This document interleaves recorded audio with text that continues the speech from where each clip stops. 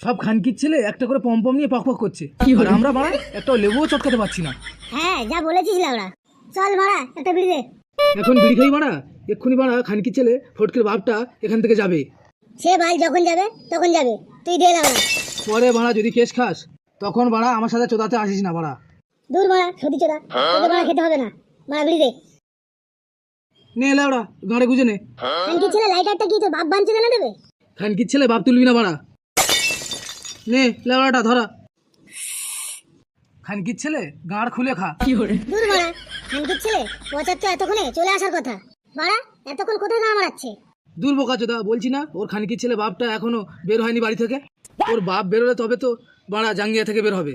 সুধীর বেটা বাপগুলো জ্বালায় আর পারলাম না পাড়া, নিজেরা তো বাপের মারা দই দিয়ে কাটিয়ে দিয়ে দেবে, আর এখন মারা আমাদের কচি বোধ মারছে।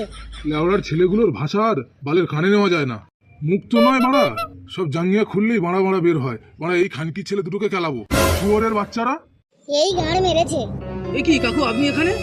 ভোদার বাল, আজ তোদের দুটো সেটা ভাঙবো।